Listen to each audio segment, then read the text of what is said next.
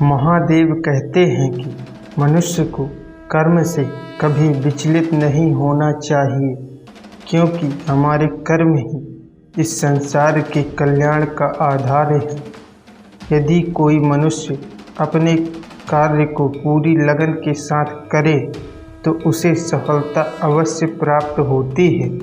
जो मनुष्य अपने विचारों पर दृढ़ निश्चय के साथ अनुसरण करते हैं वही स्वतंत्रता से अपनी जीवन व्यतीत करते हैं।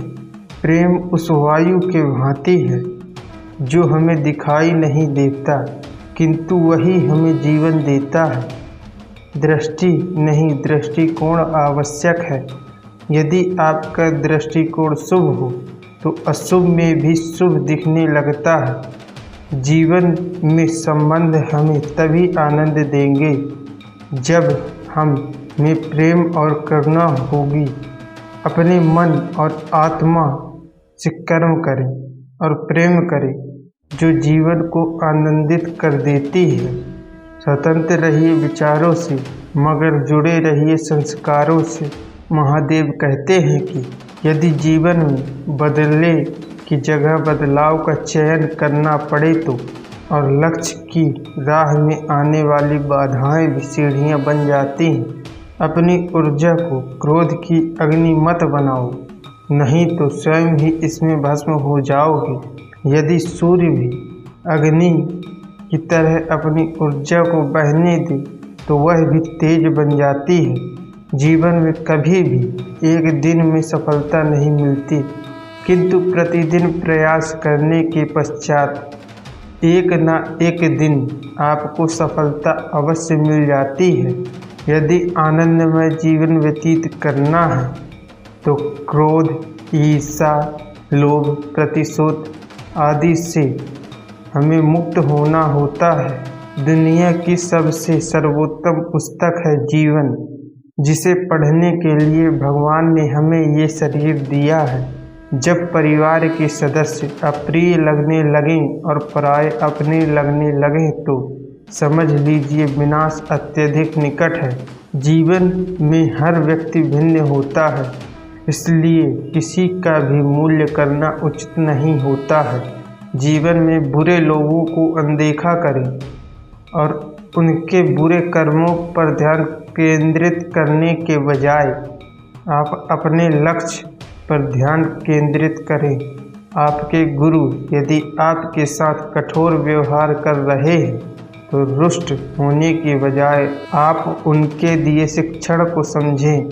भूत और भविष्य में नहीं, जीवन तो इस पल में है, अर्थात जो जीवन है वह वर्तमान में है। हमेशा सही संगत का चयन करें, क्योंकि संसार आपके व्यक्तित्व का मूल्यांकन आपकी संगत से ही करता है।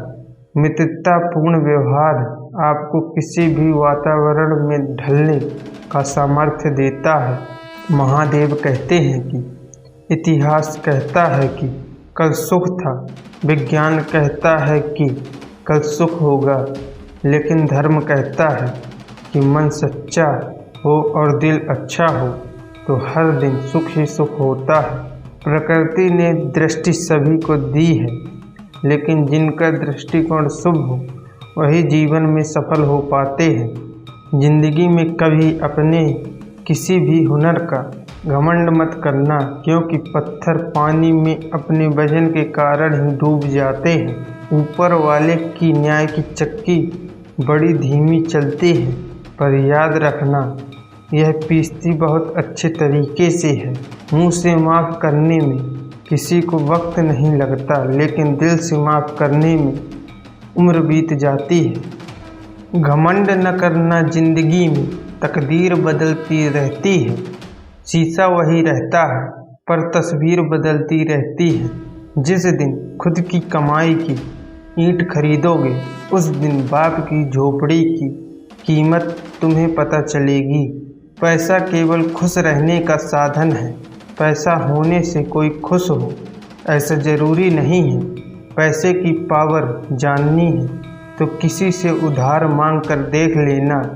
ये रिश्ते तोड़ने और जोड़ने तक की क्षमता रखता है। किसी ने खूब कहा है, तू कर ले हिसाब अपने हिसाब से, लेकिन ऊपर वाला लेगा हिसाब अपने हिसाब से। जिंदगी में हमें कितने सही और कितने गलत हैं, ये सिर्फ दो ही शख्स जानते हैं, हमारी आत्मा और आपकी अंतर आत्मा। महादेव कहते हैं कि औरत की उम्र और पुरुष की कमाई कभी नहीं पूछनी चाहिए, क्योंकि इसका अच्छा सा उदाहरण यही है कि औरत कभी भी अपने लिए नहीं जीती और पुरुष कभी भी अपने लिए नहीं कमाता। एक जैसी दिखती थी माचिस की वो दो तिलियाँ, कुछ ने दिए जलाए और कुछ ने घर। सब कुछ महंगा हो गया, मगर माचिस आज भी 1 रुपये पर टिकी हुई है। पता है क्यों?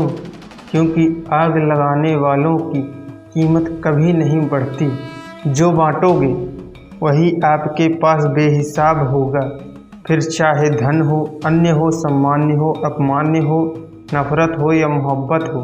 4 रिश्तेदार एक दिशा में तब ही साथ चलते हैं जब 5वां कंधे पर हो। पूरी जिंदगी हम इस बात में गुजार देते हैं कि 4 लोग क्या कहेंगे, और अंत में 4 लोग बस यही कहते हैं कि राम नाम सत्य है, यही एक परम सत्य है। खुश रहने का सीधा सा मंत्र है, कौन क्या कर रहा है, कैसे कर रहा है, क्यों कर रहा है, इससे आपको कोई मतलब नहीं रखना है। आपको अपने कर्म से मतलब रखना है, तभी आप खुश रहोगे। अच्छी सूरत से ज़्यादा मायने अच्छा स्वभाव रखता है। सूरत तो उम्र के अनुसार बदल जाएगी, पर अच्छा स्वभाव जीवन भर हमारा साथ देता है। व्यक्तित्व एक ऐसी छवि है जो कलम या जीभ के इस्तेमाल के बिना भी लोगों को प्रभावित कर सकती है। मैंने कहा अपराधी हूँ, महाकाल ने कहा क्षमा कर दूंगा। मैंने कहा परेशान हूँ, महाकाल ने कहा संभाल लूँगा मैं। मैंने कहा अकेला हूँ, महाकाल ने कहा साथ हूँ मैं तेरे। और मैंने कहा आज बहुत उदास हूँ मैं, महाकाल ने कहा नज़र उठा के तू देख, तेरे पास हूँ मैं। मांगी हुई खुशियों से किसका भला होता है, किस्मत में जो लिखा होता है उतना ही अदा होता है। न डर रे मन दुनिया से, यहाँ किसी के चाहने से नहीं किसी का बुरा होता है। मिलता है वही जो हमने बोया होता है। कर पुकार उस प्रभु की आगे, क्योंकि सब कुछ उसी की मर्जी से होता है। रिश्ता कई लोगों से होता है, मगर कोई प्यार से निभाता है तो कोई नफरत से निभाता है। जिंदगी सभी जीते हैं, मगर कोई सब कुछ आने के बाद भी दुखी रहते हैं, तो कुछ लुटा के खुश रहते हैं। दोस्ती सभी करते हैं, कुछ लोग निभाते हैं, कुछ लोग आजमाते हैं। हम सफ़र सभी हैं, मगर कोई साथ देता है तो कोई साथ छोड़ देता है। जिनके रोम रोम में सिर्फ बसते हैं वही विष पिया करते हैं। जमाना क्या जलाएगा उन्हें जो सिंगार ही अंगार से किया करते हैं। मेरे मार्ग पर पैर रखकर तो देख, तेरे सब मार्ग न खोल दूँ तो कहना। मेरे लिए खर्च कर कर तो देख, कुबेर के भंडार न खोल दूँ तो कहना। मेरे लिए कड़वे वचन सुनाकर तो देख, कृपा न बरसे तो कहना। मेरी तरफ आकर तो देख, तेरे तरफ ध्यान न कर दूँ तो कहना। मेरी बातें लोगों से कर कर तो देख, तुझे मूल्यवान न बना दूँ तो कहना। मेरे चरित्र का मनन करके तो देख, तुझे मूल्यवान न बना दूँ तो कहना। मुझे अपना मददगार बनाकर तो देख, तुझे सबकी गुलामी से छुटकारा न दूँ तो कहना। मेरे लिए आंसू बहाकर तो देख, तेरे जीवन में सागर न भर दूँ तो कहना। मेरे लिए कुछ बनकर तो देख, तुझे कीमती न बना दूँ तो कहना। मेरे मार्ग पर निकलकर तो देख, तुझे शांति दूत न बना दूँ तो कहना।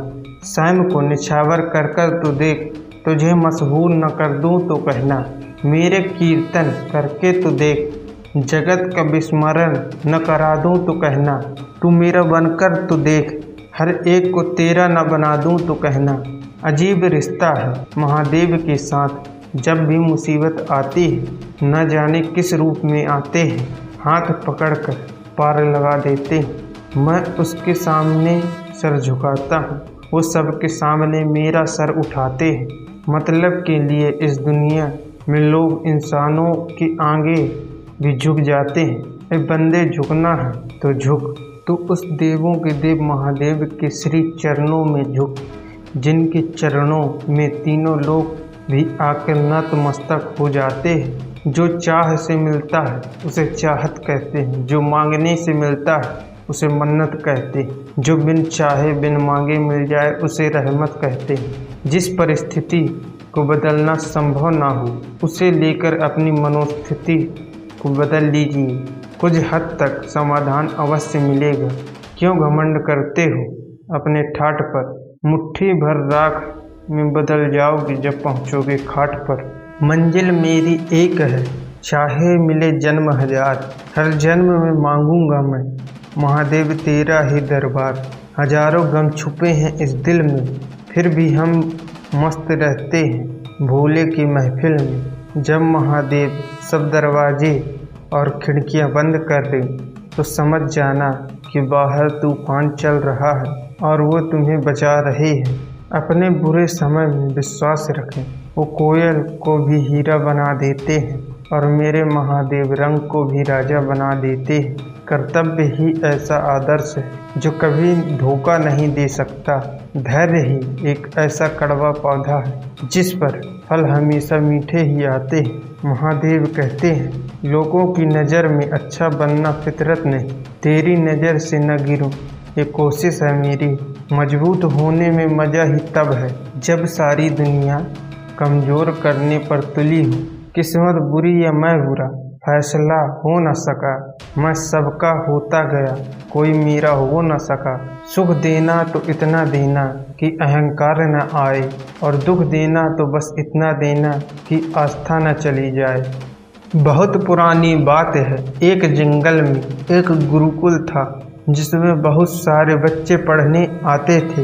एक बार की बात है, गुरुजी सभी विद्यार्थियों को पढ़ा रहे थे, मगर एक विद्यार्थी ऐसा था जिसे बार बार समझाने पर भी समझ में नहीं आता था। इस बात पर गुरुजी को बहुत तेज से गुस्सा आया और उन्होंने उस विद्यार्थी से कहा, जरा अपनी हथेली तो दिखाओ बेटा। विद्यार्थी ने हथेली गुरुजी के आगे कर दी।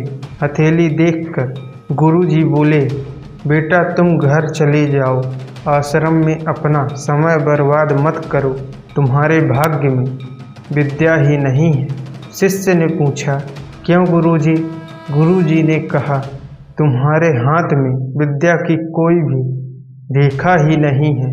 तो गुरुजी ने एक होशियार विद्यार्थी की हथेली उसे दिखाते हुए कहा, देखो ये है विद्या की रेखा, यह तुम्हारे हाथ में नहीं है, इसलिए तुम अपना समय नष्ट न करो और अपने घर चले जाओ और वहाँ कोई और काम देख लेना। यह सुनने के बाद उस विद्यार्थी ने अपनी जेब से एक चाकू निकाला जिसका प्रयोग वह रोज सुबह अपनी दातून काटने के लिए करता था। उस चाकू से उसने अपने हाथ में एक गहरी लकीर बना दी। इतने में उसके हाथ से खून बहने लगा। तब वह गुरुजी से बोला, मैंने अपने हाथ में विद्या की रेखा बना ली है गुरुजी। यह देखकर गुरुजी दयालु हो गए। उन्होंने उस विद्यार्थी को गले लगा लिया और गुरुजी बोले, बेटा तुम्हें विद्या सीखने से कोई ताकत नहीं रोक सकती, क्योंकि तुम्हारा दृढ़ निश्चय और परिश्रम ही तुम्हारे हाथ की रेखाएं को बदलने का सामर्थ्य रखता है। इस कहानी से हमें यह शिक्षा मिलती है कि लोग चाहे जो भी कहें, हमें गलत साबित करें या करते रहें, हमें अपनी लगन और कठिन परिश्रम के दम पर जो चाहें उन सब चीज़ों को हम हासिल कर सकते हैं। चुनौतीपूर्ण समय में यह याद रखना आवश्यक है कि आप अकेले नहीं हैं। समर्थन मांगे स्वयं के साथ, सौम्य रहें और याद रखें कि उज्जवल दिन आने वाले हैं। अपने प्रति दयालु बने, अपने स्वयं के संघर्षों के लिए समझ और करुणा प्रदान करें, अपने आप को उसी देखभाल के साथ पेश करें जो आपका प्रिय मित्र को दिखाई देता है। जो मुस्कुरा रहा है उसे दर्द ने पाला होगा, जो चल रहा है उसके पाँव में छाला होगा। बिना संघर्ष के इंसान चमक नहीं सकता, जो जलेगा उसी दिए में उजाला होगा।